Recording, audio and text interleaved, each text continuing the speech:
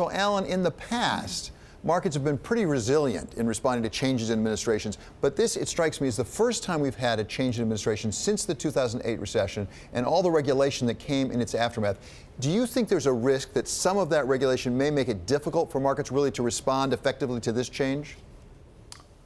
I don't think the markets understand exactly what type of future there is out there, and that is causing a considerable amount of uncertainty with either possible nominee.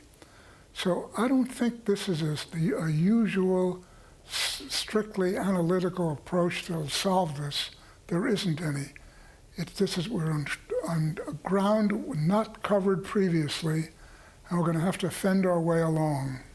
And it's ground we've not covered previously, in part because we have a lot of behavioral regulation as opposed to reserve requirements now that are impinging on the banks and other financial institutions. Will this be the first test of whether that behavioral approach really is effective? No, I think we know right now it's not working. It hasn't been working right from square one. Aside from, if you're going back to Dodd-Frank, for example, there's only one thing that's working, and it's one thing that's the wise thing to do, was a significant increase in capital requirements for banks. Nothing else has done anything other, as far as I can see, than slow down the is to reduce the liquidity in the financial system. Alan, there is an argument that risk-taking capital has been eroded off the back of regulation. In your mind, then, are markets able to efficiently price risk still? And if not, what needs to change?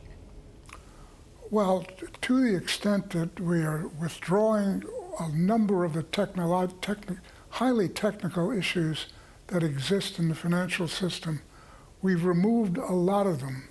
And as a consequence, there's less ability to respond. Unfortunately, that's the politics of this. So I don't know exactly how it's going to come out, but I would very much like to go back to square one, repeal Dodd-Frank, come in with a very large increase in equity to asset ratios for all financial intermediaries. And I suspect there's very little else you need to do in the regulatory system that wouldn't be solved with that simple regulation. I'm thinking in terms of 20 or 30% capital requirements. Everyone tells me, well, that'll cause the banks to go into serious trouble. History tells us no, that the rate of return on equity in banks is competitive with all other aspects of the economy, and we have data going all the way back to 1869, which confirms this. So, and all I can say is that the sooner we do something here, the better.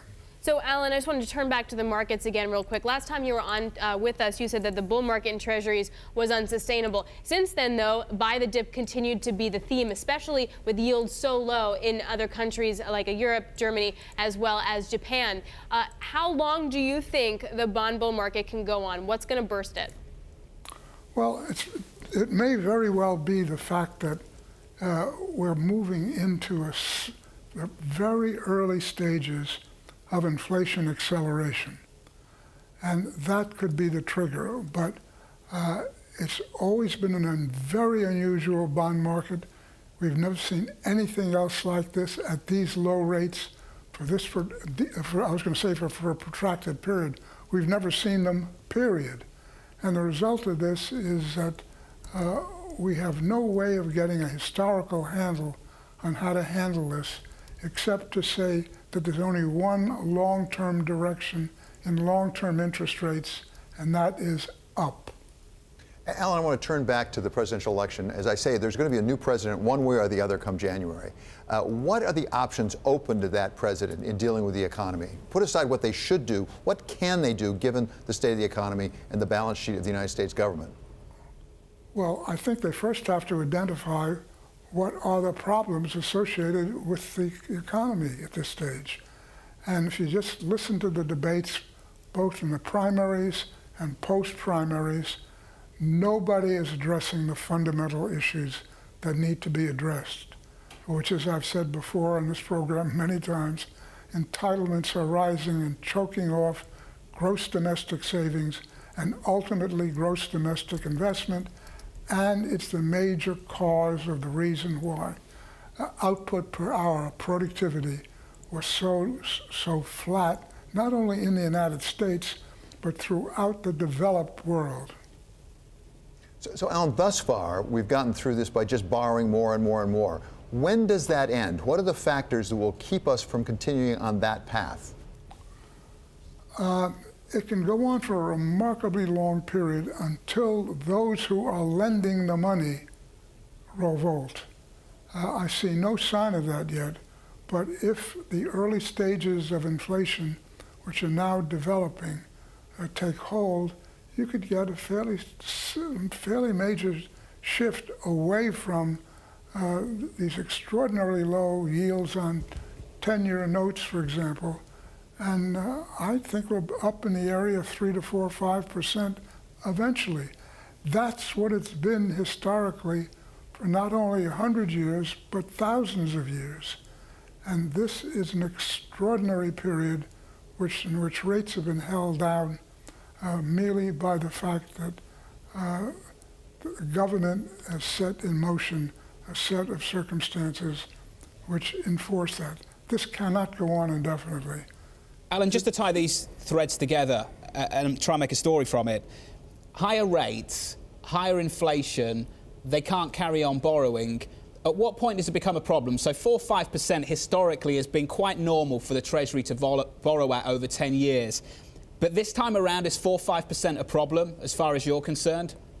Well, it's a problem as you're going from where we are now to 4 or 5%. If we could wave a wand and just immediately reproduce 4 or 5% and wipe out all of the history of the last 5 to 10 years, we'd be fine. But there's a whole structure of adjustments which have taken place basically since 2008, which have to be unwound. And that's not going to be done without a problem.